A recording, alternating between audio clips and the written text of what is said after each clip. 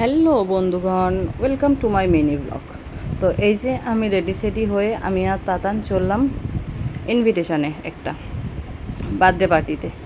তো আমারই একজন পরিচিত মৌসুমিদির একমাত্র মেয়ের জন্মদিন, বার্থডে পার্টি আছে। তো সেখানে আমরা যাচ্ছি। এই যে ওকে গিফট টিফট দিয়ে আমরা বেরোতে না বেরোতেই দেখলাম বাবা স্টার্টার বসে গেছে। তো তাতা নিয়ে নিল, আমি একটু আম পান্না নিলাম। তারপর দেখলাম আমি একটু টেস্ট করে দেখি, আমি আর আমার বোন এই যে পকোড়া খাচ্ছি আর আমরা হাসাহাসি করছি। তারপর দেখি আবার ফাংশনও শুরু হয়ে গেল। তো এই যে আমি লাইভ স্যাক্সোফোন কোনো সময় আমি বাজানো দেখিনি, তো দেখে আমার ভালোই লাগলো। আর তার সাথে গানও হচ্ছিল, বেশ ভালো গানটা করছিল। যাই হোক, তো আমরা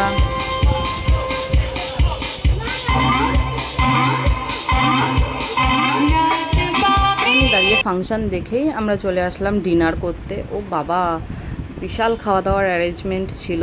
দেখলাম লুচি, ছোলার ডাল, স্যালাড, ফিশ ফ্রাই, তার সাথে কাসুন্দিও ছিল।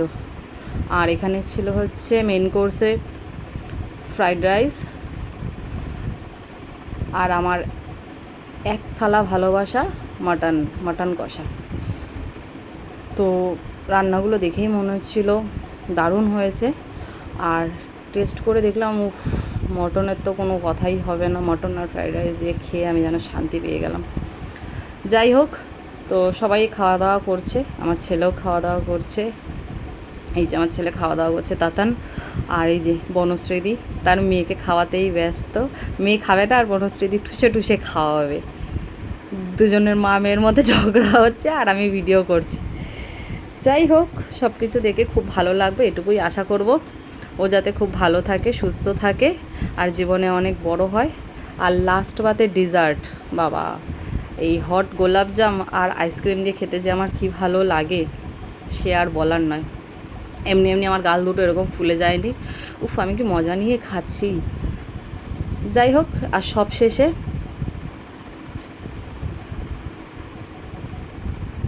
আমার ছেলের এখনও খাওয়াই শেষ হয়নি।